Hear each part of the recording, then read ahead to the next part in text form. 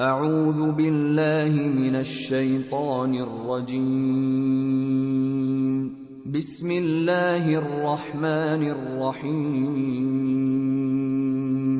الحمد لله رب العالمين الرحمن الرحيم مالك يوم الدين إياك نعبد وإياك نستعين اهدنا الصراط المستقيم صراط الذين أنعمت عليهم غير المغضوب عليهم ولا الضالين.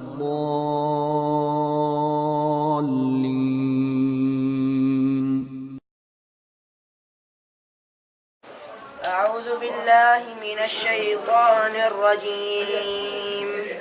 أفمن يمشي مكبا على وجهه أهدى أمن يمشي سويا على صراط مستقيم. قل هو الذي أنشأكم وجعل لكم السمع والأبصار والأفئدة قليلا ما تشكرون. قل هو الذي ذرأكم في الأرض وإليه تحشرون. ويقولون متى هذا الوعد إن كنتم صادقين. قل إنما العلم عند الله وإنما أنا نذير مبين. فلما رأوه زلفة سيئت وجوه الذين كفروا وقيل هذا الذي كنتم به تدعون. قل أرأيتم إن أهلكني الله ومن معي أو رحمنا فمن يجير الكافرين من عذاب أليم. قل هو الرحمن آمنا به وعليه توكلنا فستعلمون من هو في ضلال مبين. قل أرأيتم إن أصبح ماؤكم غورا فمن يأتيكم بماء معين. السلام عليكم ورحمة الله وبركاته. الحمد لله رب العالمين والصلاة والسلام على رسوله محمد وآله وصحبه أجمعين. قال الله تعالى في كلامه المجيد: أعوذ بالله من الشيطان الرجيم. يا أيها الذين آمنوا إذا نودي للصلاة من يوم الجمعة فاسعوا إلى ذكر الله وذروا البيع ذلكم خير لكم إن كنتم تعلمون. فإذا قضيت الصلاة فانتشروا في الأرض وابتغوا من فضل الله وذكروا الله كثيرا لعلكم تفلحون. برادران इस्लाम, दीनी व मिल्ली भाइयों, अल्लाह रब्बुल आलमीन की तौफीक और उसके फ़ज़ल व करम से हम सब मकतब जारियात हफ़्ज़ुल बातिन के मरकज़ रईसी में किताब व सुन्नत की रोशनी में चंद बातें इंशाअल्लाह आज सुनेंगे। आज की इस मजलिस में जिस मौजू पर मैं कुछ बोलना चाहता हूँ वो जुमा और उसके अहकाम व मसाइल।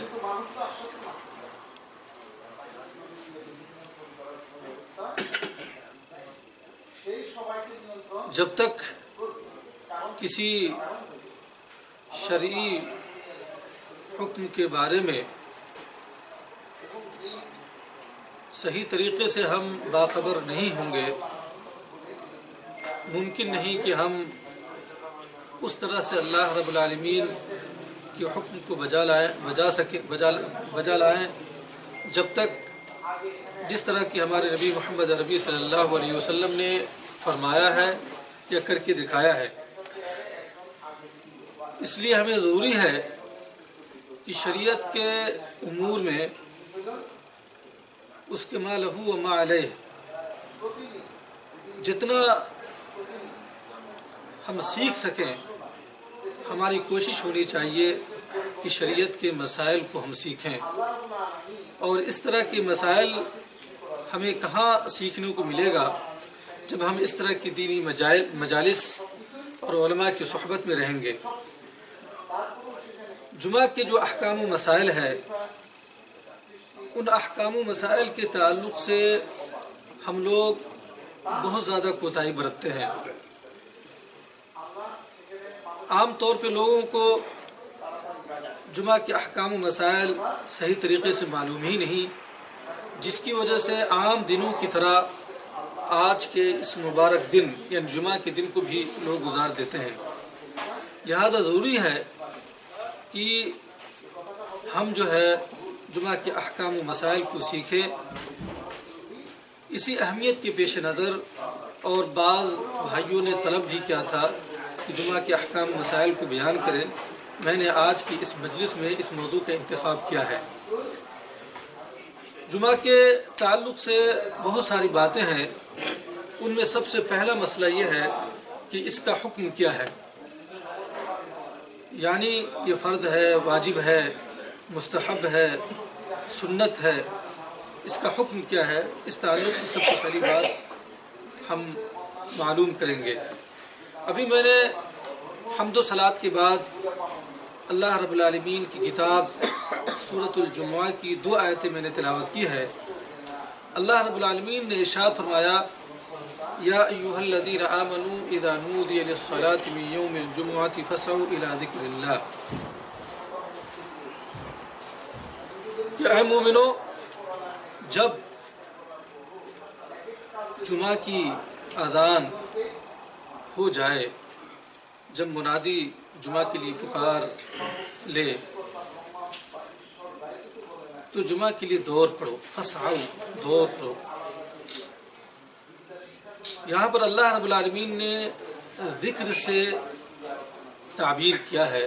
ظاہر سی بات ہے یہ نماز یا ہم کے زمانوں سے ہم جو اللہ رب العالمین کی تسبیح و تمحید بیان کرتے ہیں، یہ ساری کے سارے ذکر کیا ہے، یہ ساری کی ساری چیزیں کیا ہے، ذکر ہے.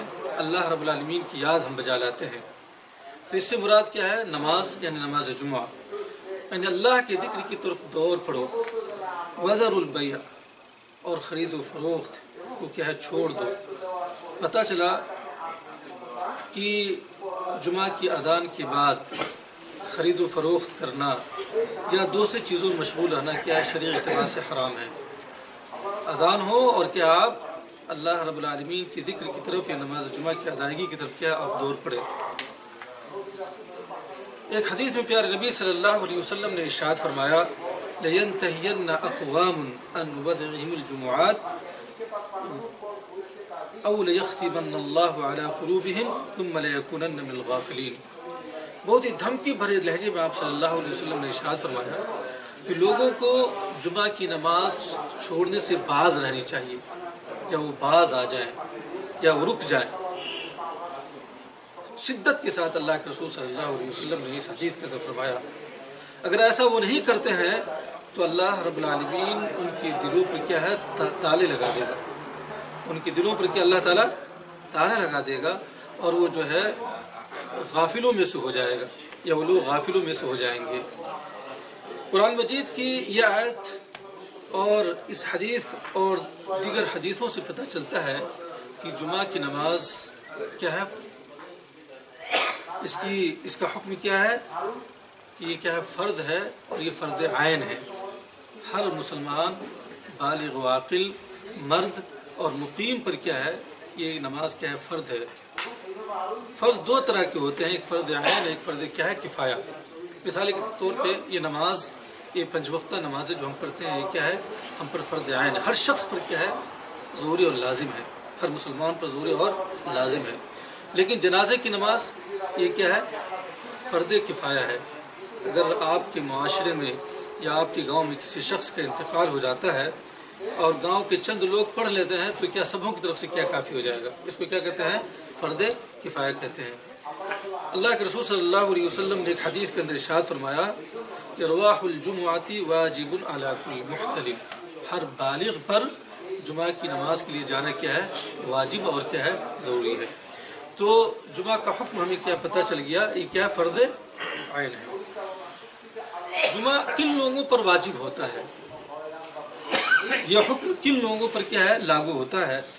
تو یہ ہر مسلمان مرد، بالغ، عاقل اور جو جمعہ کے لیے مسجد میں حاضر ہونے پر قادر ہو اور جو مسافر نہ ہو، ان لوگوں پر کیا ہے؟ جمعہ کی نماز کیا ہے؟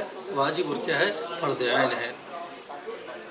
جب ہم نے یہ ساری باتیں کی تو اس سے یہ پتہ چلا کہ اگر کوئی غلام ہے یا اسی طرح عورت یا بچے یا جس کے عقل کو اللہ رب العالمین نے کیا چھین لیا ہو، یعنی مجنون، پاگل یا مریض یا مسافر پر جمعہ واجب نہیں ہے، جمعہ واجب نہیں ہے، اس لیے کہ اللہ کے رسول صلی اللہ علیہ وسلم نے ارشاد فرمایا الجمعۃ حق واجب علی کل مسلم فی جماعہ الا اربع عبد مملوک او امرأة او صبی او مریض۔ کہ اللہ کے رسول صلی اللہ علیہ وسلم نے فرمایا کہ ہر مسلمان کے اوپر کیا ہے؟ جمعہ کی نماز واجب ہے جماعت کے ساتھ، لیکن 4 قسم کے ایسے لوگ ہیں جو اس حکم سے کیا مستثنا ہے۔ پہلا کون ہے؟ غلام، عبد المملوک یعنی غلام۔ دوسرا یا دوسری قسم کے لوگ، ان میں سے کون؟ عورتیں اور بچے، اور اسی طرح سے مریض۔ اگر کوئی آدمی حالت مرض میں ہے اور مسجد تک وہ نہیں جا سکتا تو اس پر جمعہ واجب نہیں ہے۔ اسی طرح سے کوئی آدمی حالت سفر میں ہے، مسافر ہے، تو اس پر بھی کیا ہے؟ جمعہ واجب نہیں ہے، اس لیے کہ نبی کریم صلی اللہ علیہ وسلم جمعہ کی نماز کیا ہے؟ اپنے سفروں میں کیا ہے؟ یا اپنے اسفار میں نہیں پڑھتے تھے۔ جیسا کہ آپ کو معلوم ہے کہ جب آپ صلی اللہ علیہ وسلم نے حج کیا، اپنی زندگی میں ایک ہی بار حج کیا آپ صلی اللہ علیہ وسلم نے، اور حج کو کیا کہا جاتا ہے؟ حجۃ الوداع۔ تو اس سفر میں یوم عرفہ کا دن جو ہے جمعہ کا دن پڑ گیا، یوم عرفہ کا دن جمعہ کا دن پڑ گیا، تو آپ صلی اللہ علیہ وسلم نے جو ہے جمعہ کی نماز نہیں پڑھی، بلکہ آپ نے کیا پڑھی ہے؟ ظہر کی نماز آپ نے پڑھی ہے۔ تو پتہ یہ چلا کہ حالت سفر میں یا مسافر پر کیا ہے؟ جمعہ کی نماز واجب اور فرض نہیں ہے۔ اب ایک مسئلہ اور ہے کہ اس کا وقت کیا ہے؟ اس کا وقت کیا ہے؟ جمعہ کی نماز کا وقت کیا ہے؟ تو جمعہ کی نماز کا وقت جو ہے، جو ظہر کی نماز کا وقت ہے، وہ جمعہ کی نماز کا وقت ہے۔ وہ کب ہے؟ زوال شمس سے لے کر انسان کا سایہ اس کے برابر ہو جائے، اس وقت تک کیا ہے؟ ظہر کی نماز کا وقت ہے، اور یہی وقت کیا ہے؟ جمعہ کی نماز کا وقت ہے۔ اس حدیث میں انس بن مالک رضی اللہ تعالی عنہ نے فرمایا کی روایت ہے کہ اللہ کے رسول صلی اللہ علیہ وسلم نے فرمایا کہ کان یصلی الجمعۃ حین تمیل الشمس۔ انس بن مالک رضی اللہ تعالی عنہ نے فرمایا کہ اللہ کے رسول صلی اللہ علیہ وسلم جو ہے جمعہ کی نماز کب پڑھتے تھے؟ جب جو ہے سورج مائل ہو جاتا، یعنی زوال کا وقت ہو جاتا، تو آپ صلی اللہ علیہ وسلم جو ہے جمعہ کی نماز کیا ہے؟ پڑھتے تھے۔ اور یہی بات اللہ کے رسول صلی اللہ علیہ وسلم کی صحابہ کرام سے بھی مروی ہے۔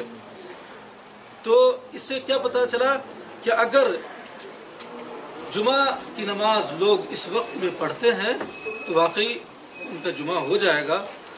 اچھا، ایک مسئلہ اور ہے کہ اگر ظہر کی نماز یا جمعہ کی نماز کا وقت نکل گیا یا کیا کہتے ہیں مقتدی مسجد میں پہنچا اور لوگ جو ہے 1 رکعت پڑھ چکے ہیں، دوسرے رکعت کے اندر ہیں، تو کیا آپ جب شامل ہوں گے تو آپ کی جمعہ کی نماز ہوگی؟ تو جی، آپ کی جمعہ کی نماز کیا ہے؟ ہو جائے گی۔ جس نے 1 رکعت بھی جمعہ کی نماز کا پا لیا تو اس کی جمعہ کی نماز کیا ہے؟ ہو جائے گی۔ اگر دونوں رکعت ختم ہو گئی اور بالکل آخری لمحے میں آپ پہنچتے ہیں تو اس وقت جو ہے آپ کو جمعہ کی نماز نہیں پڑھنی، بلکہ کیا ہے؟ ظہر کی نماز پڑھنی۔ کیا ہے؟ ظہر کی نماز پڑھنی ہے، جیسا کہ اللہ کے رسول صلی اللہ علیہ وسلم نے ارشاد فرمایا من ادرک رکعۃ من الصلاۃ فقد ادرک الصلاۃ۔ جس نے نماز کی ایک رکعت کو پا لیا گویا کہ اس نے کیا ہے پوری نماز کو پا لیا. تو کیا مسئلہ واضح ہوا کہ ایک رکعت بھی اگر آپ نے جمعہ کی آپ نے پالی تو گویا کہ آپ نے جو ہے جمعہ کی نماز کو آپ نے کیا ہے پا لیا. اس کے بعد چوتھا مسئلہ یہ ہے خطبہ کا مسئلہ ہے. خطبہ یہ جمعہ کی نماز کا کیا ہے رکن ہے. جمعہ کی نماز کا کیا ہے رکن ہے. اور رکن اس کی بہت زیادہ اہمیت ہوتی ہے.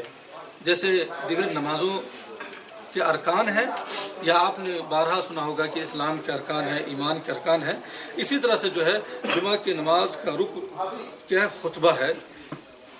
کیوں؟ اس لیے کہ اللہ کے رسول صلی اللہ علیہ وسلم نے خطبہ پر ہمیشہ مداومت کی ہے. یعنی اپنی زندگی میں کبھی آپ نے جو ہے ایسا نہیں ہے کہ آپ نے جمعہ کی نماز پڑھی ہو اور آپ نے خطبہ نہ کہا ہو. اس سے علماء نے استدلال کیا ہے کہ خطبہ یہ جو ہے کہ جمعہ کی نماز کا ایک رکن ہے.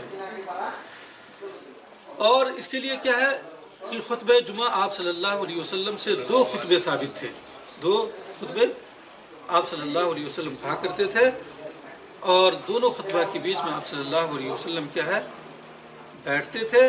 اور خطبہ جمعہ یہ نماز سے پہلے یہ خطبے کہے جاتے ہیں.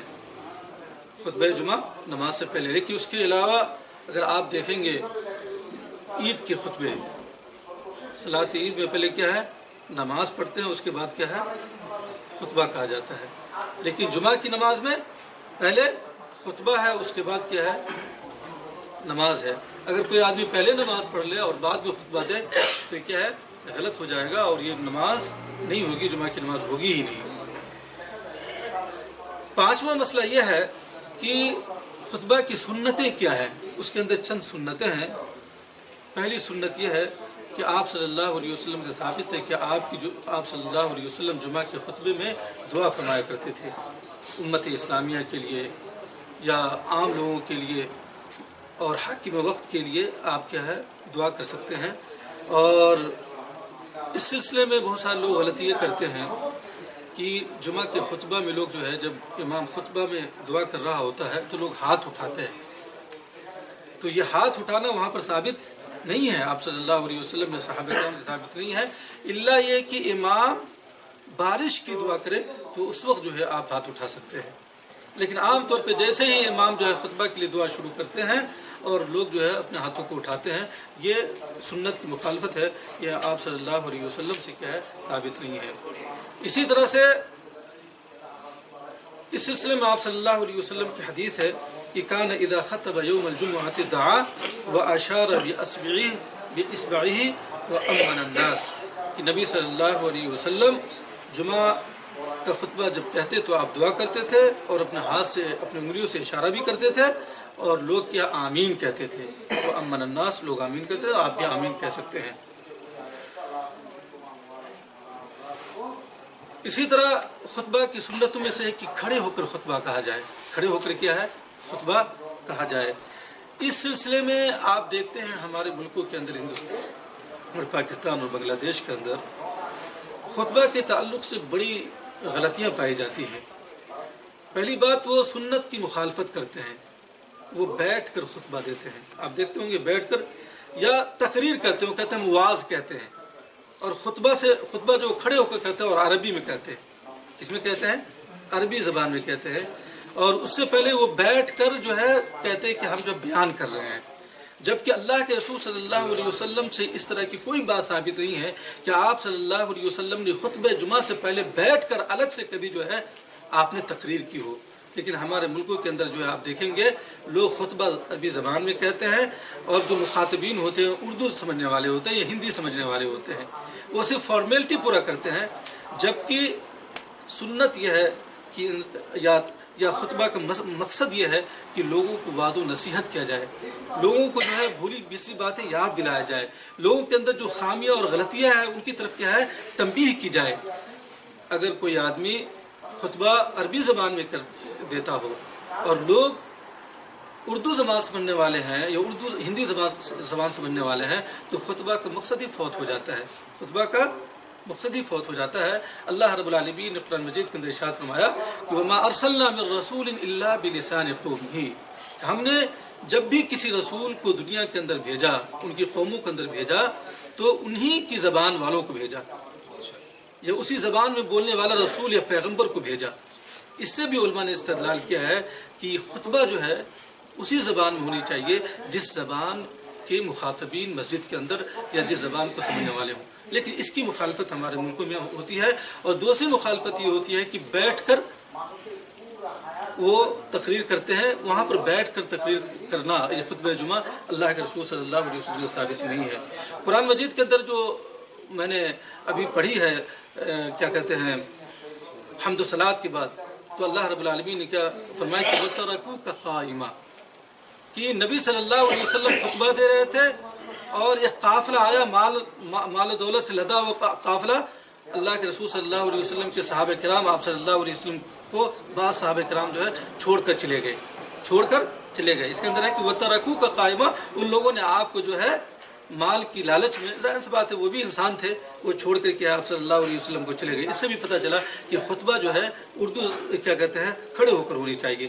اور آپ صلی اللہ علیہ وسلم نے فرمایا، جابر بن سلمہ کی روایت ہے کہ کان رسول اللہ صلی اللہ علیہ وسلم یخطب قائما، کہ آپ صلی اللہ علیہ وسلم جو کھڑے ہو کر خطبہ کہتے تھے، ثم یجلس ثم یقوم فیخطب، پھر کیا بیٹھ جاتے، پھر کھڑے ہوتے اور پھر خطبہ کہتے۔ کتنے خطبے ہو گئے؟ 2 خطبے ہو گئے۔ فمن حدثك انه يخطب جالسا فقد كذب، جو تم سے یہ کہے کہ اللہ کے رسول صلی اللہ علیہ وسلم بیٹھ کر خطبہ کہتے تھے تو اس نے کیا ہے جھوٹ بولا، اس نے کیا وہ کذاب و جھوٹا ہے۔ اور اسی طرح سے خطبہ کی سنتوں میں سے یہ ہے کہ ممبر پر اونچی جگہ پر جو ہے خطبہ کہا جائے، جیسا کہ آپ صلی اللہ علیہ وسلم اونچی جگہ پہ یا ممبر پہ بیٹھ کے کیا خطبہ کہتے تھے، جیسا کہ حدیث میں آتا ہے کہ کان یخطب علی ممبرہ۔ اور اس کا مقصد کیا ہوتا ہے، اور ظاہر سی بات ہے کہ اس زمانے میں اس طرح کے مائک اور اس طرح کی سہولیات بھی فراہم نہیں تھی، تو جب آپ صلی اللہ علیہ وسلم اونچی جگہ پہ کھڑے ہوتے تو آواز دور تک پہنچتی تھی اور لوگ جو آسان طریقے سے آپ کو دیکھ سکتے تھے۔ اور ابھی بھی سنت پہ کیا ہے عمل کیا جاتا ہے اور عمل کرنا چاہیے، چونکہ آپ صلی اللہ علیہ وسلم کی سنت ہے۔ اور اس سے جو ہے کیا کہتے ہیں خطیب اپنے مخاطبین کو اچھی طرح سے کیا مخاطب کر سکتے ہیں یا اپنی بات کو اچھی طرح سے پہنچ سکتے ہیں، اور جو دیکھنے والے جو سامعین ہیں وہ بھی اپنے امام کو دیکھ سکتے ہیں، اور اس میں جو ہے یہ خطبہ جو ہے زیادہ مؤثر اور بات زیادہ مؤثر ہو سکتی ہے۔ اس لیے اللہ کے رسول صلی اللہ علیہ وسلم نے اونچی جگہ کا کیا ہے انتخاب کیا۔ اور 2 خطبوں کے درمیان کیا بیٹھنا چاہیے، یہ بھی سنت ہے، جیسا کہ آپ دیکھتے ہیں کہ خطبوں کے درمیان جو ہے ائمہ بیٹھتے ہیں۔ ابن عمر رضی اللہ تعالی عنہ فرماتے ہیں کہ کان النبی صلی اللہ علیہ وسلم یخطب خطبتین وهو قائم یفصل بینہما بجلوس، کہ اللہ کے رسول صلی اللہ علیہ وسلم جو ہے خطبہ کہتے تھے اور کھڑے ہو کر خطبہ کہتے تھے، اور اپنے دونوں خطبوں کے درمیان جو فاصلہ اختیار کرتے تھے کیا ہے بیٹھنے کے ساتھ، بیٹھ کر جو ہے 2 خطبوں کو کیا ہے الگ کر دیتے تھے۔ اور اسی طرح سے خطبہ کی سنت میں تو ہے خطبہ مختصر ہونی چاہیے، خطبہ مختصر ہونی چاہیے، لیکن عام طور پہ لوگ اس سنت پر آج جو ہے عمل نہیں کرتے۔ اکثر ائمہ خطبہ جو ہے بہت طویل کرتے ہیں اور نماز کیا ہے مختصر کر دیتے ہیں، جبکہ نماز میں کو تھوڑا کیا ہے اس میں طول دینا چاہیے، لمبی نماز پڑھنی چاہیے، اور خطبہ کیا ہے مختصر ہونا چاہیے۔ لیکن لوگ اپنی زبادانی کو دکھانے کے لیے یا جو شعلہ بیانی کو دکھانے کے لیے یا کیا مقصد ہوتا ہے، لوگ اس سنت کو چھوڑ چکے ہیں۔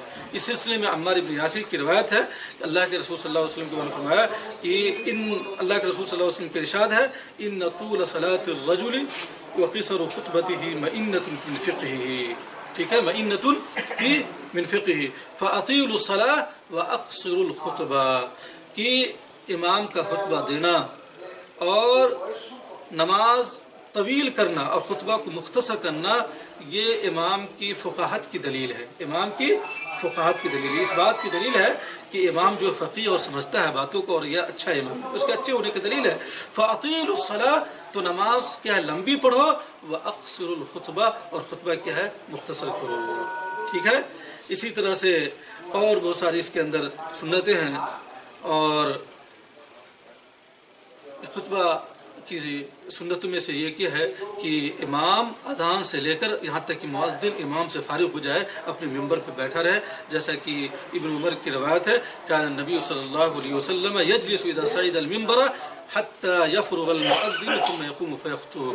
ٹھیک ہے کہ اللہ کے رسول صلی اللہ علیہ وسلم اپنے ممبر پر بیٹھے رہتے تھے یہاں تک کہ مؤذن اپنی اذان سے فارغ ہو جاتا، پھر آپ صلی اللہ علیہ وسلم کھڑے ہوتے اور کیا ہے خطبہ دیتے. وَيُسَنُّ أَن يَعْتَمِدَ الْقَوْمَ عَلَى وَجْهِ عَصَا وَنَحْوِهَا. اور اسی طرح یہ بھی سنت ہے کہ خطیب لکڑی یا کیا کہتے ہیں لاٹھی اپنے ہاتھ میں خطبہ کے درمیان لے. یہ بھی اللہ کے رسول صلی اللہ علیہ وسلم سے ثابت ہے. تو یہ مختصر طور پہ ایک امام کے لیے خطبہ میں کیا کیا کرنا چاہیے، کیا کیا سنت ہیں، اس کو بیان کیا گیا. اس کے بعد جو ہے چھٹا مسئلہ یہ ہے، اور یہ مسئلہ جو ہے ہم لوگوں سے متعلق ہے، ہم عام لوگوں سے متعلق ہے. اور خطبہ جمعہ کے تعلق سے ہمارے یہاں یہ کوتاہی اور یہ تقصیر اور یہ کمی بہت زیادہ پائی جاتی ہے، بلکہ بہت سارے لوگوں کو یہ مسائل معلوم ہی نہیں ہے. وہ یہ ہے کہ جمعہ کے دن جب آپ مسجد میں جمعہ کی نماز کی ادائیگی کے لیے جاتے ہیں تو جب امام ممبر پر چڑھ جاتا ہے اس وقت سے لے کر یہاں تک کہ امام جو ہے خطبہ سے فارغ ہو جائے، اس وقت تک کیا کیا چیزیں ہیں جو ایک مومن اور مسلمان پر کیا ہے حرام ہو جاتی ہے، کیا ہے حرام ہو جاتی ہے، یا جن چیزوں سے شریعت نے کیا ہے منع فرمایا ہے، اس کے تعلق سے چند باتیں ہم آپ کی خدمت میں رکھ رہے ہیں. پہلی بات یہ ہے کہ جب امام خطبہ دے رہا ہو تو تمام قسم کی باتوں سے انسان کو کیا پرہیز کرنی چاہیے، خاموشی اختیار کر کے جو ہے امام کی بات کو کیا ہے سننی چاہیے. جیسا کہ آپ صلی اللہ علیہ وسلم کا ارشاد گرامی ہے، اللہ کے رسول صلی اللہ علیہ وسلم فرمایا کہ من تکلم یوم الجمعۃ والامام یخطب فهو كالحمار يحمل اسفارا. سبحان اللہ.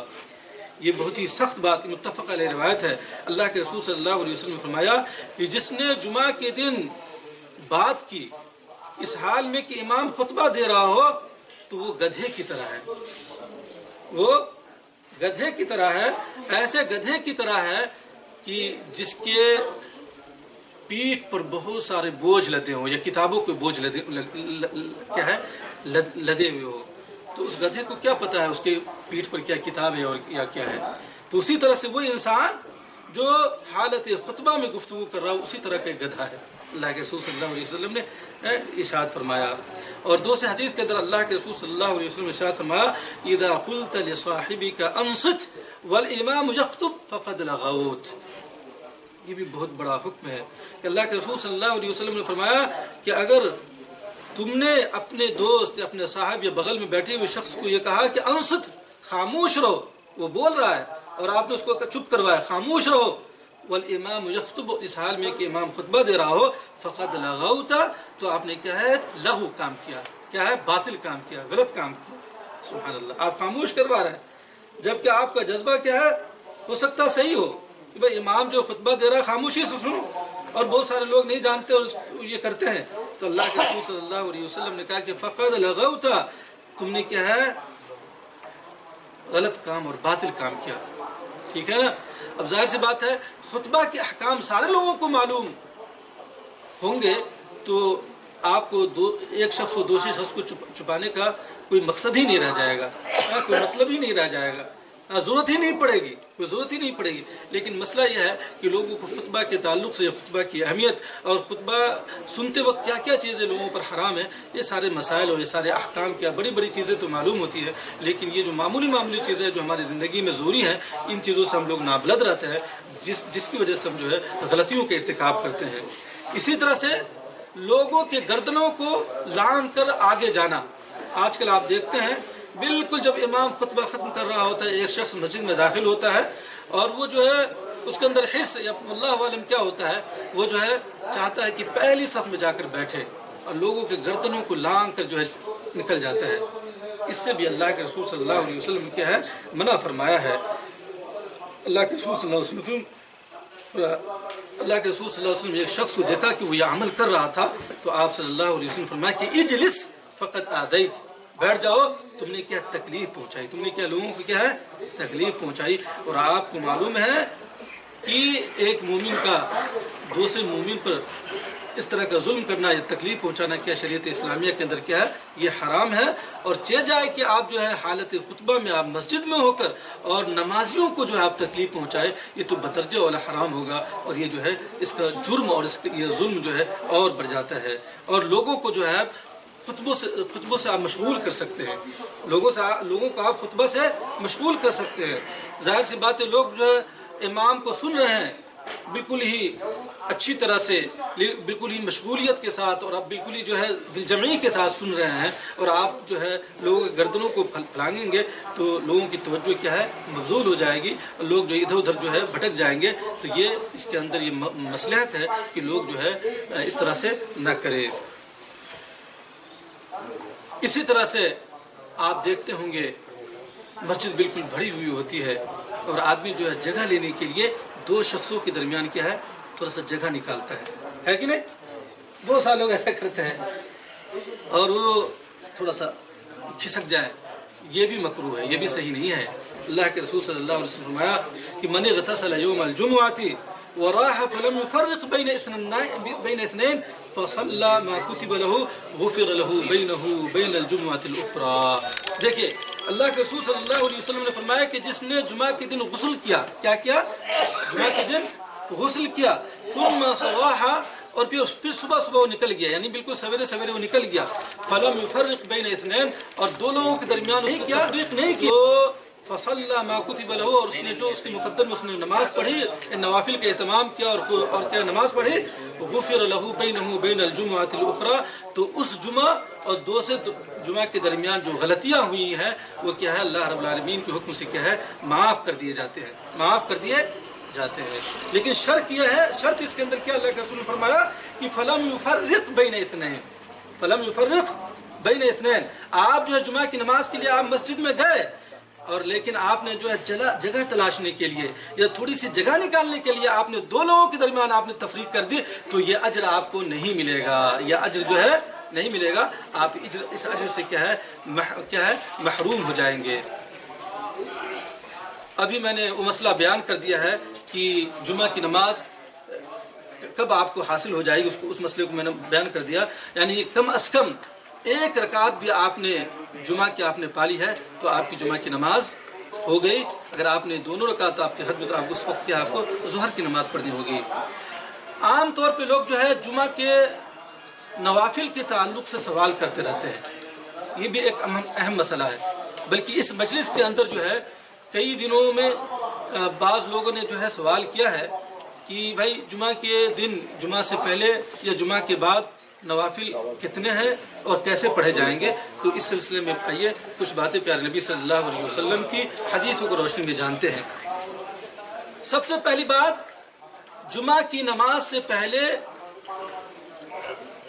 کوئی بھی یا یہ کہہ لے سنن رواتب میں سے کوئی سنت نہیں ہے، ضروری سنت نہیں ہے۔ سنت دو ہے، ایک تو آپ جو ہے جن کو کہتے ہیں سنن الرواتب، جن پر آپ صلی اللہ علیہ وسلم نے ہمیشہ مداومت کی ہے، اور ایک عام سنت ہے جن کو آپ نفلی نمازیں کہتے ہیں۔ نفلی نمازیں تو یہ بھی ہے، تو کہنے کا اصل مطلب یہ ہے کہ ایسی سنتیں نہیں ہیں کہ جن پر آپ صلی اللہ علیہ وسلم نے جو ہے مداومت برتی ہے، یا آپ صلی اللہ علیہ وسلم نے جو ہے رکعات کی تحدید کی ہے، رکعات کی تحدید کی ہے کہ جمعہ کی نماز سے پہلے اتنی رکعتیں پڑھی جائیں گی، اور عام طور پہ لوگ اس تعلق سے سوال کرتے ہیں۔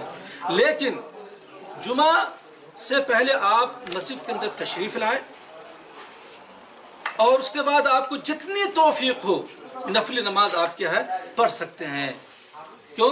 اللہ کے رسول صلی اللہ علیہ وسلم نے اس سلسلے میں جو ہے ترغیب دلائی ہے، آپ صلی اللہ علیہ وسلم اس ترغیب دلائی ہے، جیسا کہ آپ صلی اللہ علیہ وسلم نے ارشاد فرمایا کہ من اغتسل یوم الجمعۃ، اس حدیث پر غور کریں گے، جس نے جمعہ کے دن کیا غسل کیا، ثم راح فلم يفرق بین اثنین فصلى ما كتب له، کہ وہ مسجد میں پہنچا اور دو لوگوں کے درمیان اس نے کیا تفریق نہیں کی، اور اتنا نماز پڑھا جو اس کو توفیق ہوئی یا جو اس کے مقدر میں لکھ دیا گیا ہے۔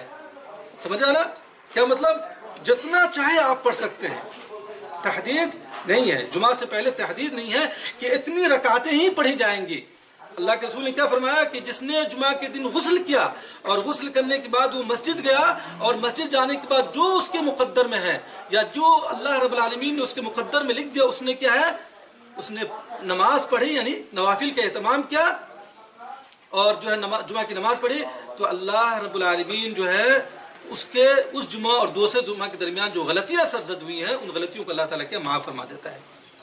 بات سمجھ آ رہی ہے نا؟ تو جتنا چاہے آپ جو ہے اس سے پہلے نماز پڑھ سکتے ہیں. اور اسی طرح سے یہی عمل اللہ کے رسول صلی اللہ علیہ وسلم کی صحابہ رضوان اللہ علیہم اجمعین کا بھی تھا. اور اگر کوئی آدمی ترک کر دے، چھوڑ دے، کوئی حرج کی بات نہیں ہے. لیکن ایک چیز ہے، جب بھی آپ مسجد میں جائیں تو آپ کو جو ہے تحیۃ المسجد پڑھنا ہے. کم از کم 2 رکعت تو آپ کو پڑھنا ہی ہے.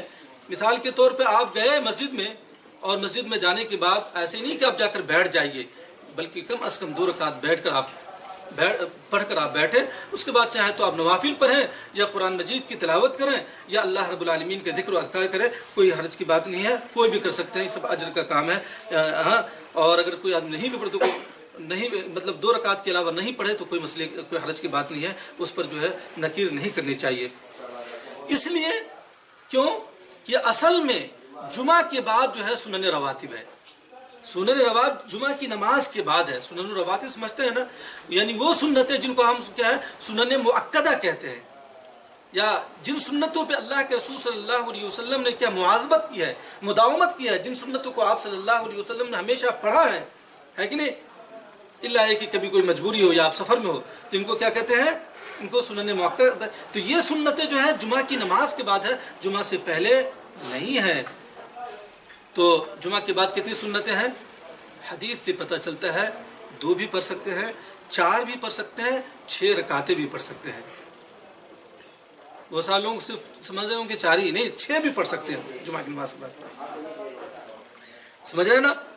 کتنی پڑھ سکتے ہیں؟ 6 پڑھ سکتے ہیں. ابھی بات آئے گی. اللہ کے رسول صلی اللہ علیہ وسلم نے فرمایا کہ اذا صلى احدكم الجمعة فليصلي بعدها 4 ركعات. جب تم میں سے کوئی آدمی جمعہ کی نماز پڑھ لے تو چاہیے کہ وہ کتنی رکعت پڑھے؟ 4 رکعت. ایک حدیث تو یہ ہے، یہ مسلم کی روایت ہے، یہ مسلم کی روایت ہے. دوسری روایت میں اللہ کے رسول صلی اللہ علیہ وسلم نے ارشاد فرمایا اذا صلى من كان منكم مصليا بعد الجمعة فليصلي 4. کیا فرمایا؟ فليصلي 4. تم میں سے جو آدمی جمعہ کے بعد پڑھنا چاہے، یعنی سنن رواتب پڑھنا چاہے، تو اس کو چاہیے کتنا پڑھے؟ 4 پڑھے. یہ بھی کیا ہے؟ 4 کے تعلق سے 2 روایتیں ہیں. اور ایک حدیث کے اندر اللہ کے رسول صلی اللہ علیہ وسلم نے کا جو عمل ہے کہ کان یصلی بعد الجمعۃ رکعتین، جو عمل بتایا گیا ہے کہ آپ صلی اللہ علیہ وسلم جمعہ کے دن جمعہ کے بعد کتنی رکعتیں پڑھتے تھے؟ رکعتین، 2 رکعتیں. اس حدیث میں کتنی ہے؟ 2 رکعتیں. اور 2 حدیثیں میں نے بیان کیا، ان 2 حدیثوں میں کتنی ہے؟ 4 رکعتیں. ٹھیک ہے. اور یہ ساری کی ساری حدیثیں صحیح حدیثیں ہیں، یہ ساری کی ساری حدیثیں صحیح حدیث ہیں. یا تو بخاری مسلم کی ہے، مسلم کی ہے، بخاری کی ہے. سمجھ رہے ہیں؟ اس کے بعد 6 رکعتوں کے تعلق سے ہے کہ ابن عمر رضی اللہ تعالی عنہما سے روایت ہے کہ ان النبی صلی اللہ علیہ وسلم کان یصلی بعد الجمعۃ 6. ابن عمر فرماتے ہیں کہ اللہ کے رسول صلی اللہ علیہ وسلم جمعہ کے بعد کتنی رکعتیں پڑھتے تھے؟ 6 رکعت پڑھتے. وکان ابن عمر یفعلہ، اور ابن عمر جو ہے اس پر عمل کرتے تھے. اس کے راوی بھی ہے اور اس پر عمل کرتے تھے. تو اس سے کیا پتہ چلا کہ کم از کم کتنا جو ہے 2، اور زیادہ سے زیادہ کیا ہے 6، اور چاہے تو آپ کیا ہے 4 بھی پڑھ سکتے تھے. لیکن ایک عالم دین ہے شیخ الاسلام ابن تیمیہ رحمہ اللہ، بہت بڑے عالم ہے شیخ الاسلام ابن تیمیہ. ان کی اس سلسلے میں یہ رائے ہے کہ ان صلیت فی المسجد، یا ان صلیت فی المسجد صلیت 4 وان صلیت فی البیت صلیت رکعتین، کہ اگر مسجد میں کوئی آدمی پڑھے تو اس کو کتنا پڑھنی چاہیے؟ 4 پڑھنی چاہیے. اور وہ گھر میں پڑھے تو کتنی پڑھنی چاہیے؟ 2 رکعت پڑھنی چاہیے. بہرحال یہ 3 چیزیں ہیں، یا تو 2 رکعت، کم از کم 2 رکعت آپ کو پڑھنا ہے، ہاں، یا زیادہ سے زیادہ کتنی پڑھنی ہے؟ 6 پڑھنی ہے. اور اس کے علاوہ 4 بھی آپ پڑھ سکتے ہیں. یہ کوئی بھی آپ اس پر عمل کر سکتے ہیں. پتہ یہ چلا، جو لوگ ہمیشہ سوال یہ کرتے رہتے ہیں کہ جمعہ سے پہلے جمعہ کے بعد کیا کتنی رکعتیں سنتیں آپ پڑھ سکتے ہیں، تو اس کا خلاصہ کلام یہ ہے کہ جمعہ سے پہلے آپ جتنا چاہے آپ پڑھ سکتے ہیں، جتنا چاہے آپ پڑھ سکتے ہیں. آپ صلی اللہ علیہ وسلم سے رکعتوں کی تحدید کے حدیثوں کے اندر نہیں آئی ہے. لیکن جمعہ کے بعد آپ صلی اللہ علیہ وسلم کا فعل یا قول ہمیں ملتا ہے کہ آپ صلی اللہ علیہ وسلم سے کیا ثابت ہے، 2 بھی آپ پڑھ سکتے ہیں، 4 بھی پڑھ سکتے ہیں اور 6 بھی پڑھ سکتے ہیں. اور شیخ الاسلام ابن تیمیہ رحمہ اللہ کی جو رائے ہے کہ آدمی اگر جو ہے گھر میں پڑھے تو 4 پڑھے، اور جو ہے مسجد میں نہیں گھر میں پڑھے تو 2 پڑھے، اور مسجد میں پڑھے تو کتنی پڑھے؟ 4 پڑھے. یہ آج یہ بات واضح ہو گئی نا، جو لوگ سوال کرتے رہتے ہیں. اسی طرح سے جمعہ کی نماز کی کیفیت کیا ہے، جمعہ کی نماز کی کیا ہے کیفیت کیا ہے؟ تو ظاہر سی بات ہے جمعہ کی نماز کتنی رکعت ہیں بھائی؟ 2 رکعت ہے. اور ان 2 رکعتوں میں جو ہے امام جو ہے زور سے قرات کرتا ہے، اس لیے کہ نبی صلی اللہ علیہ وسلم سے یہی ثابت، آپ صلی اللہ علیہ وسلم ایسے ہی کرتے تھے. ہاں اور اہل علم کا اس پر کیا ہے اجماع ہے. اور آپ صلی اللہ علیہ وسلم سے یہ ثابت ہے کہ آپ صلی اللہ علیہ وسلم جمعہ کی پہلی رکعت میں کیا پڑھتے تھے؟ سورۃ الاعلیٰ پڑھتے تھے. کیا پڑھتے؟ سورۃ الاعلیٰ. یا آپ صلی اللہ علیہ وسلم کیا سورۃ الجمعہ بھی پڑھتے تھے، سورۃ الجمعہ میں پڑھتے تھے. اور دوسری صورت میں آپ صلی اللہ علیہ وسلم ثابت ہے کہ آپ سورۃ المنافقون پڑھتے تھے. یا اسی طرح سے جو ہے آپ کیا سورۃ الغاشیہ بھی پڑھتے تھے. کیا ہے؟ سورۃ الجمعہ اور سورۃ المنافقین پڑھتے تھے. اور اسی طرح سے کیا سورۃ الاعلیٰ اور سورۃ الغاشیہ. ہمیشہ آپ سنتے ہیں، عام طور پر دیکھتے ہیں کہ سبح اسم ربک الاعلیٰ، اور دوسری رکعت میں حل اتاک حدیث الغاشیہ، یہ ائمہ پڑھتے ہیں، یہ اللہ کے رسول صلی اللہ علیہ وسلم ثابت ہے. اب چند باتیں یہ ہیں کہ جمعہ کے دن کیا کیا کام مسنون ہے، کیا کام کیا ہے مسنون ہے. تو پہلی بات یہ ہے کہ اس کے تعلق سے بڑی کوتاہی ہم سب اس کے شکار ہیں کہ جمعہ کے دن کو ہم لوگ سونے کا دن بنا لیا ہے، اور بالکل آخری وقت میں امام خطبہ شروع کر رہا ہوتا ہے یا شروع کر چکا ہوتا ہے یا خطبہ سے کیا ہے خطبہ کے اختتام پر پہنچ رہا ہوتا ہے، اس وقت ہم لوگ مسجد کے اندر پہنچتے ہیں. اور اس کی وجہ سے کیا ہم اجر سے محروم ہیں. اللہ کے رسول صلی اللہ علیہ وسلم کی سلسلے میں حدیث ہے، ابو ہریرہ رضی اللہ تعالیٰ عنہ کی روایت ہے کہ اللہ کے رسول صلی اللہ علیہ وسلم نے فرمایا کہ من اغتسل یوم الجمعۃ غسل الجنابہ ثم راح في الساعة الأولى فكأنما قرب بدنه، ومن راح في الساعة الثانية فكأنما قرب بقرة، ومن راح في الساعة الثالثة فكأنما قرب كبشا أقرا، ومن راح في الساعة الرابعة فكأنما قرب دجاجة، ومن راح في الساعة الخامسة فكأنما قرب بيضة، فإذا خرج الإمام حضرت الملائكة يستمعون کیا ہے ذکر، یستمعون ذکر. اللہ کے رسول صلی اللہ علیہ وسلم فرمایا کہ جس نے غسل جنابت کی یوم جمعہ کے دن غسل جنابت کی، ثم راح فی الساعة الاولى، اور پہلی ساعت میں پہلی گھڑی میں وہ کیا مسجد کے اندر پہنچا، فکأنما قرب بدنہ، تو اس نے ایک اونٹ قربانی دی، گویا کہ اس نے کتنا ایک اونٹ قربانی دی. ومن راح فی الساعة الثانیہ، اور جو دوسری ساعت میں یا دوسری گھڑی میں پہنچا گویا کہ اس نے جو ہے ایک گائے کی قربانی پیش کی، اور جو تیسری ساعت میں پہنچا گویا کہ اس نے جو ہے ایک سینگ والے کیا ہے میڈھے کی قربانی دی، اور جو ہے چوتھی ساعت میں اس نے وہ پہنچا فکأنما قرب دجاجۃ، تو گویا کہ اس نے اللہ کے راہ میں جو ہے ایک مرغی پیش کیا. کیا مرغی پیش کیا. اور جو پانچویں ساعت میں پانچویں گھڑی میں گیا گویا کہ اس نے کیا انڈا پیش کیا. ہمیں تو لگتا ہے بہت سارے لوگوں کو انڈا بھی نہیں ملتا، ہاں اکثر لوگ تو اس سے بھی محروم ہو جاتے ہیں. فَإِذَا خَرَجَ الْإِمَامُ حَضْرَتِ الْمَلَائِكَةِ، جب امام جو خطبہ کے لیے نکل جاتا ہے یا پہنچ جاتا ہے ممبر پہ، حضرت الملائکہ، تو کیا ہے فرشتے کیا حاضر ہو جاتے ہیں خطبہ سننے کے لیے، یستمعون الذکر، اور وہ کیا ہے خطبہ کو سننے لگتے ہیں. بتائیے اس سے کتنے لوگ محروم ہیں؟ بہت سارے لوگ اس سے کیا ہے محروم ہے. اور دوسری سنت یہ ہے کہ اس دن جو ہے غسل کرنی چاہیے. کیا ہے وہ غسل کیا ہے کرنی چاہیے. ابو ہریرہ رضی اللہ تعالیٰ عنہ کی روایت کی من اغتسل یوم الجمعۃ غسل، جیسا کہ ابھی میں نے حدیث پڑھا ہے سنایا آپ کو. اور دوسری حدیث کے اندر کہ غسل الجمعۃ واجب علی کل محتلم، کہ ہر محتلم یعنی ہر نوجوان یا ہر جوان شخص پر کیا ہے جمعہ کے دن غسل کرنا کیا ہے واجب ہے. اسی سے علماء نے جو ہے جمعہ کے دن غسل کو واجب قرار دیا ہے. بہت سارے علماء نے واجب قرار دیا، بہت سارے لوگوں نے مستحب قرار دیا ہے. کیا ہے اس کو مستحب کیا ہے، لیکن اس میں کوئی شک نہیں کہ جمعہ کے دن غسل کرنا کیا ہے محتم بشان عمل ہے، اور کیا ہے اجر سے یہ عمل خالی نہیں، اور یہ اس کی فضیلت آئی ہے. سمجھا ہے؟ اللہ یہ کسی کے پاس عذر ہے تو وہ نہ کرے.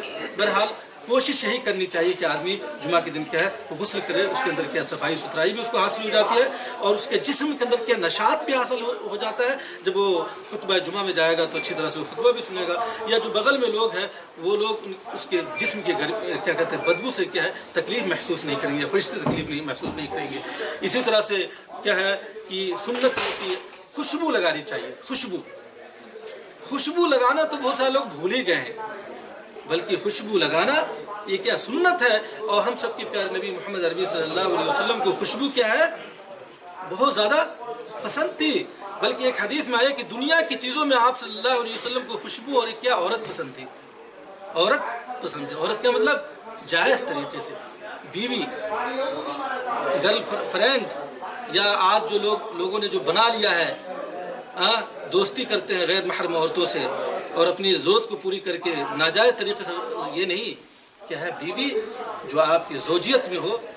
اللہ کے رسول صلی اللہ علیہ وسلم کی بیوی اور عورت پسند تھی، ہمیں بھی پسند ہو. اگر آدمی ایک نہیں 2 کرے 3 کرے 4 شادی کرے کوئی حرج کی بات نہیں ہے اگر اللہ نے اس کو استطاعت دیا ہے. بلکہ کہیں پہ 2 3 4 بعض علماء نے کہا کہ 2 3 4 شادیاں کرنا واجب ہو جاتی ہے. کہیں پہ مثال کے طور پہ بہت ساری عورتیں ہیں اور ان عورتوں کا جو ہے کیا کہتے ہیں زنا میں ہونے کا خوف ہے، یا بیوائیں ہیں، اسی طرح سے غریب عورتیں ہیں، اور اللہ نے آپ کو استطاعت دیا، مالی استطاعت بھی دیا، بدنی استطاعت بھی دیا ہے. اب پھر بھی یہ ساری مضرات اور یہ ساری پریشانیاں دیکھ رہے ہیں، اور یہ آپ دیکھ رہے ہیں کہ یہ عورتیں جو غلط کاموں میں واقع ہو جائیں گی. ایسی جگہ پہ آپ پر ضروری ہے کہ آپ جو 2 3 4 شادیاں کریں. فَنِكِحُوا مَا طَابَ لَكُم مِّنَ النِّسَاءِ مَثْنَىٰ وَثُلَاثَ وَرُبَاعَ. اللہ نے فرمایا کہ تم شادیاں کرو جو تمہیں عورتوں میں سے پسند ہے، 2 2 3 3 4 4 شادیاں کرو. لیکن اس کو بھی ہم لوگوں نے بھلا دیا ہے. بہرحال بلکہ ہمارے یہاں یا ہمارے معاشرے کے اندر زنا تو اگر کوئی آدمی زنا کر لے تو لوگوں نے کیا اس کو عام سمجھ لیا، اتنی زیادہ جو ہے اس کو شخص کو برا نہیں مانا جاتا. لیکن کسی شخص نے 2 شادی کر لی یا 2 شادیاں کر لیا تو پوری جگہ یا ہر جگہ پر کیا لوگ اس کو جو ہے غلط نظر سے دیکھتے ہیں، یا ہر جگہ پہ لوگ اسی کا چرچا کر رہے ہوتے ہیں. ایسا ہے کہ نہیں ہمارے معاشرے میں؟ یہ چونکہ ہم نے جو ہے قرآن و سنت کو نہیں سمجھا، اسلام کو نہیں سمجھا، ہم کافروں کے معاشرے میں رہتے ہیں اور ہم جو ہے انہی سے متاثر ہو چکے ہیں. یا بہت ساری چیزیں ان کی ہمارے اندر کیا ہے آ گئی ہیں. تو کیا ہے، اور اسی طرح سے صفائی ستھرائی کا مطلب یہ ہے کہ ناخن وغیرہ آپ صاف کر لیں 40 دن کی مدت تک. یا بہت سارے لوگ دیکھتے ہیں کہ 40 کے 50 60 70 مہینوں تک ناخن صاف نہیں کرتے، ناخن بڑے ہو جاتے ہیں. جب وہ مجلس میں بیٹھتے، ایک صحن میں بیٹھتے، ایک جگہ بیٹھتے تو لوگ جو ہے اس کے ہاتھوں سے کیا کراہت محسوس کرتے ہیں. لیکن نہیں، یہ مسلمان اور مومن کا شیوا نہیں ہے. یہاں صفائی ستھرائی کا اہتمام کرے. اور اسی طرح سے جو ہے زیر ناف بال ہے یا جو بغل کے بال ہیں ان بالوں کو جو ہے صاف کرے اور خوشبو لگا کر جو ہے اسی طرح سے جو ہے مونچھوں کو چھوٹی کرے، داڑھیوں کو بڑھائے. مونچھیں اگر بڑی ہیں، آپ جمعہ کی نماز کے لیے جا رہے ہیں تو اس سے پہلے جو ہے اپنی مونچھوں کو جو ہے چھوٹی کر دیں. اللہ کے رسول صلی اللہ علیہ وسلم نے فرمایا کہ لا يغتسل رجل يوم الجمعة ويتطهر ما استطاع من طهر ويدهن من دهنه اور يمس من بيته، کہ آدمی جب جائے تو جمعہ کے دن کیا غسل کرے اور اسی طرح سے جتنا ہو سکے وہ صفائی کر لے، تیل لگا لے، اور اسی طرح سے جو ہے اپنے کیا ہے بال کو یا اسی طرح سے جو ہے کیا کہتے ہیں وہ خوشبو لگا لے. وہ کیا ہے خوشبو کا استعمال کیا ہے کر لے. بہرحال یہ سنتیں ان میں سے ایک سنت یہ ہے کہ اچھا سے اچھا کپڑا پہن کر جائے. اچھا سے اچھا کپڑا اور صاف ستھرا کپڑا پہننا یہ کوئی کیا کہتے ہیں فخر و مباحات کی بات نہیں، یہ کبر کی بات نہیں. بلکہ اگر اللہ رب العالمین نے آپ کو اچھے کپڑے اور اچھے جوتے میسر کیا ہے تو آپ اللہ رب العالمین کی تعریف اور اس کے حمد و ثنا بیان کرنے کے لیے، تحدیث نعمت کے لیے آپ اچھے کپڑے پہنیں. اور جمعہ کے دن خصوصی طور پہ جو ہے اچھا سا اچھا کپڑا جو ہے زیب تن کر کے جو ہے آپ مسجد میں جائیں. ٹھیک ہے، یہ بھی اللہ کے رسول صلی اللہ علیہ وسلم کی سنتوں میں سے ایک سنت ہے. ابن عمر رضی اللہ تعالی عنہما سے روایت ہے کہ ان عمر بن خطاب را حلة سيراء عند باب المسجد فقال يا رسول الله لو اشتريت هذه فلبستها يوم الجمعة وللوفد اذا قدموا عليك فقد استدل به البخاري رحمه الله لبس احد ثياب الجمعة. ٹھیک ہے کہ اللہ کے رسول صلی اللہ علیہ وسلم کے صحابی عمر بن خطاب رضی اللہ تعالیٰ عنہ ایک اچھا کپڑا جو ہے یا ایک کیا کہتے ہیں جبہ یا جو بھی کہہ لے، اس وقت کا جو پوشاک جو عمر بن خطاب نے دیکھا مسجد پر جو ہے مسجد کے پاس دیکھا تو اللہ کے رسول صلی اللہ علیہ وسلم سے کہا کہ اللہ کے رسول کیوں نہیں آپ جو ہے اس کو آپ پہن لیتے، خرید لیتے اور اس کا استعمال جو ہے آپ جمعہ کے دن کریں. یا جو لوگ یا جو وفد جو ہے باہر سے جو وفود آتے ہیں تو ان کا استقبال کے لیے جو آپ اس طرح کا کپڑا پہنیں. اس سے علماء نے استدلال کیا ہے کہ جو ہے جمعہ کے دن اچھا سے اچھا کپڑا کیا ہے پہننا چاہیے.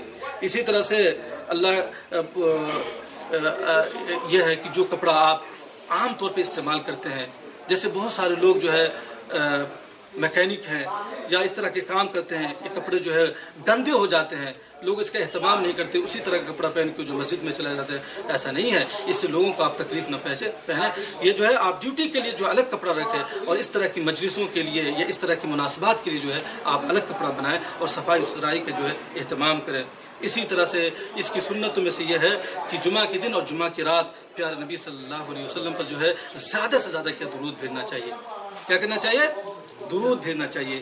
اور وہ درود میڈ ان انڈیا یا میڈ ان پاکستان بنگلہ دیش نہ ہو، بلکہ پیارے نبی صلی اللہ علیہ وسلم کی زبان مبارک سے جو درود نکلا ہے اور جس درود کو آپ صلی اللہ علیہ وسلم نے اپنے صحابہ کرام رضوان اللہ علیہم اجمعین کو سکھایا ہے، اللہم صلی علی محمد وعلی آل محمد کما صلیت علی ابراہیم وعلی آل ابراہیم انک حمید مجید، اللہم بارک علی محمد وعلی آل محمد کما بارکت علی ابراہیم وعلی آل ابراہیم انک حمید مجید. یہ کیا ہے؟ یہ پڑھنی چاہیے. اللہ کے رسول صلی اللہ علیہ وسلم نے ارشاد فرمایا کہ اکثروا من الصلاۃ علی یوم الجمعہ، کہ لوگوں مجھ پر جو ہے جمعہ کے دن کیا ہے زیادہ سے زیادہ کیا ہے درود پڑھو. کیا پڑھو؟ زیادہ سے زیادہ کیا ہے درود پڑھو. یہ روایت آپ کو جو ہے ابو داؤد، نسائی اور دیگر کتابوں کے اندر ہے. اسی طرح سے سنت میں سے ایک سنت یہ بھی ہے کہ جمعہ کے دن جو فجر کی نماز ہے پہلی رکعت میں آپ صلی اللہ علیہ وسلم کیا پڑھتے تھے؟ کیا پڑھتے تھے؟ سورۃ السجدہ. سورۃ السجدہ. اور یہ کس پارے میں ہے؟ 21ویں پارے میں ہے. الف لام میم تنزیل الکتاب لا ریب فیہ من رب العالمین ام یقولون افترا بل هو الحق من ربک. آگے چلے پڑھتے تھے آپ صلی اللہ علیہ وسلم، اور اس کے اندر ایک سجدہ بھی آتا ہے. سجدہ بھی آتا ہے اور سجدہ بھی آپ صلی اللہ علیہ وسلم کرتے تھے. اور دوسری رکعت کے اندر کیا پڑھنا ہے؟ سورۃ الدہر. کیا پڑھنا ہے؟ هل اتى على الانسان حین من الدہر لم یکن شیئا مذکورا. اور اسی سورت کا دوسرا نام کیا؟ سورۃ الانسان بھی ہے. کیا ہے؟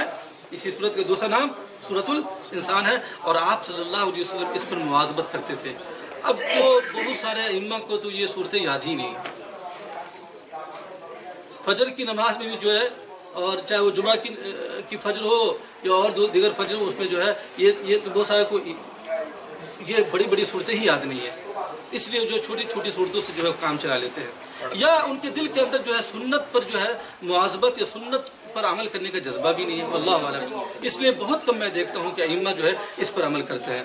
اسی طرح سے اس سلسلے میں جو حدیث ہے، اور اسی طرح سے یہ ہے کہ آپ جو ہے جمعہ کے دن کیا پڑھے؟ کون سی سورت پڑھے؟